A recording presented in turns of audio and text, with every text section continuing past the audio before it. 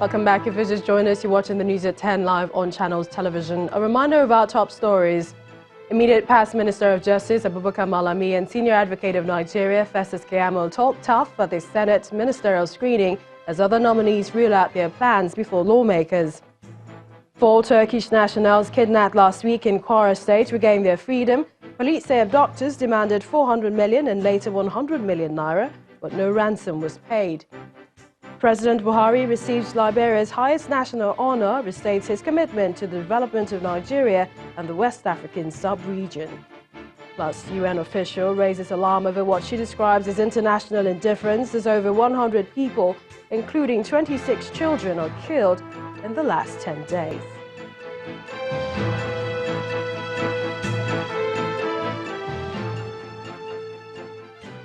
For more information on our top stories and others, please visit our website, channelstv.com, youtube.com/channelsweb. It has videos of our shows. And outside Nigeria, a video showing a former Big Brother Africa housemate, Tayo Faniran, being assaulted by the police in South Africa has gone viral, and it is again calling attention to the treatment meted on Nigerians in South Africa. The video, which Faniran released on his verified Instagram page, revealed his encounter with the police, where he insisted on knowing why he had been stopped, refusing to get into a police car instead of his own to the station. My man, don't touch me like that. Cops stopped me just right here and they're telling me they want to check my phone and the phone of my boys. I don't tolerate this kind of treatment. This is the same way they treat all of our brothers here. Yeah. I'm a Pan-Africanist. That's what I'm doing. That's the project I'm working on. So there is no way you're going to kill me like this. Let's go to the police station. So, quickly. That's the kind of treatment we get all the time from the cops. This is the same thing we've been filming, documenting on. Now they want me to drive in their car. I haven't got anything on me. Why would I drive in the police car? I'm not going to leave this place. If you want to beat me in front of the whole world. I am not going to leave this place. If you want to do anything to me, do it to me in front of the whole world. We're in front of the world now. They can see you. You can see. The whole world can see you. Yeah. So you will tell me the reason why you want to take me to the police station while I'm going to do my own work. Can you stop that lady going now? Can you stop this white guy and say you want to check his phone? Very disturbing, but following that altercation and the reaction that followed, Channels Television was at the Santon police station to get more details on the incident.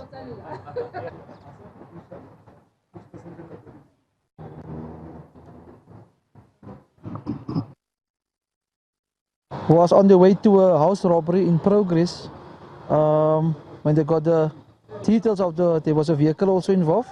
So on the way to the house robbery in progress, they pulled over a vehicle that had the same description of the vehicle that they described, the complainants. When they pull over the vehicle, argument occurred between this man, and then he assaulted the policeman. He was a 33-year-old Nigerian man. So he was arrested for obstructing the police in their duties and assault on police. He was detained and he appeared this morning in the Randburg Magistrate Court. Development story, we continue to follow that and bring you the latest. Well, back here in Nigeria, officers of telecommunications company MTN in Benue and Kaduna states, they've picketed by members of the National Association of Nigerian Students over the continued attack on Nigerians residing in South Africa. The protesters are threatening South African business interests in Nigeria if the violence on Nigerians persists. The spate of attacks on Nigerians residing in South Africa has become a matter too serious to ignore. The National Association of Nigerian Students are rising to the defense of their countrymen.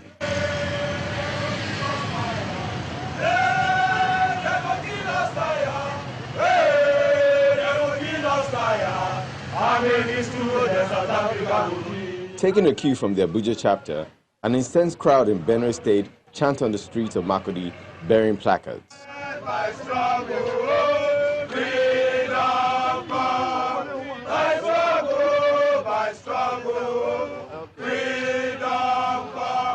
The song and walk ends at the gate of South African telecommunications company, MTN.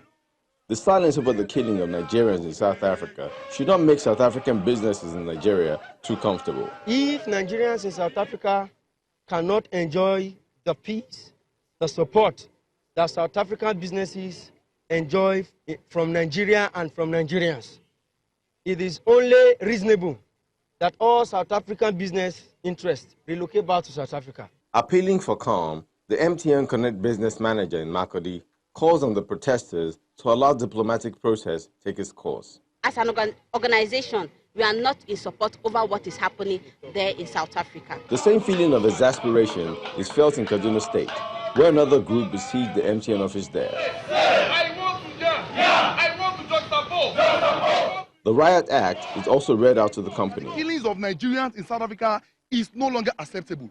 We, the youth of Nigeria, we are not lazy, and it's not like we are not violent. We are also violent. We are even more violent than them. But we are only law-abiding citizens. And to that effect, we have come down to this place to register our grievances, our displeasure, that the killings of our brothers and sisters in South Africa must stop with immediate alacrity. If and how this will solve anything is yet to be determined. But these students seem adamant to voice their grievances against the attacks until decisive steps are taken to put a stop to it. And President Muhammadu Buhari today received Liberia's highest honor during the country's 172nd Independence Day celebration in Monrovia.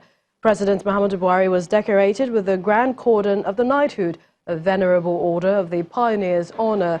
In his goodwill message, the president says the Economic and Recovery Growth Plan, launched by his administration in 2017, is creating the enabling environment for growth, security, and economic revival. He explains that his administration had realized the futility in continuing to subject the Nigerian economy to the vagaries of its monoproduct dependence and has instituted policies aimed at diversifying the national economy, which are yielding positive results. Nigeria and Liberia have a long-standing relationship as member states of the ECOWAS sub-region, and particularly after Nigeria took the lead in conflict resolution during the country's civil wars, putting troops into Liberia twice. Well, we're now joined our Abuja studios where Mark Peogun Yusuf is there for some more stories. Good to see you, Mark. Same here, Millicent. Always good to see you as well. Welcome to our Abuja studios. Now, the Chief Justice of Nigeria, Justice Tanko Mohammed, has sworn in Justice John Soho as the acting Chief Judge of the Federal High Court. Justice Soho's swearing in is coming over 24 hours after the seat of the head of the Federal High Court was declared vacant. After Justice Soho took his oath, the CJN said it was a constitutional provision that the next most senior judge of the court be appointed as the acting Chief Judge, pending the conclusion for the process of the substantive Chief Judge of the court. The former Chief Judge of the Federal High Court, Justice Adamu Kafarati, retired from the bench and attaining the mandatory retirement age of 65.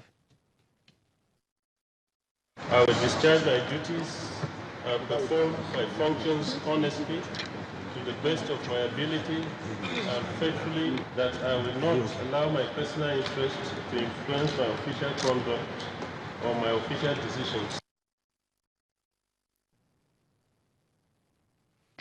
And a non-political group of Imo indigents and elite under the aegis of Heartland Professionals Network are calling for the partnership of the Imo State government in working together to reposition Imo State for rapid social and economic development. At the inauguration conference held in Owerri, the Imo State capital, the chairman of the Heartland Professionals Network, Chima Ibeneche, says the objective of the association is to perform their civic responsibilities to galvanize public and private sector efforts in the socio-economic development of Imo State. He says their priority for the rapid development of Imo State under Governor Emeka Ihedioha is based on the United Nations Sustainable Development Goals. Imo State, popularly referred to as the Eastern Heartland, is located in the southeastern region of the country, blessed with natural resources and huge human capital base for commerce. Imo State still ranks 34th out of the 36 states in the country, based on the World Bank's 2018 report of ease of doing business in Nigeria. This non-political gathering of elites under the aegis of the Heartland Professionals Network believe more work needs to be done to make things work better in Imo State. Sustainable institutions, then quality education, then sustainable cities and communities, and lastly, partnerships for goal.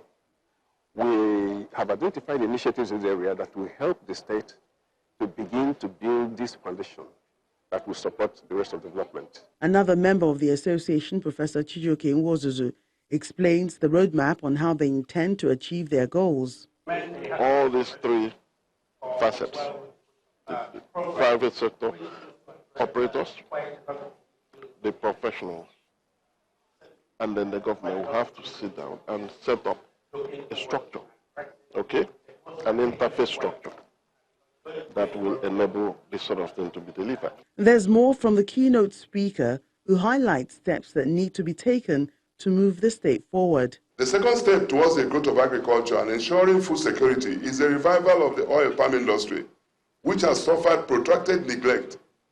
Our government should facilitate and champion a campaign for the replacement of the old, overgrown, low-yield palm trees with modern high-yield palm seedlings. Meanwhile, the Imo State government says it's willing to partner with the association to deliver the dividends of democracy to the people. We want to create and recreate Imo where our youth can be trained on sustainable means of livelihood. We want to create youth that are employable.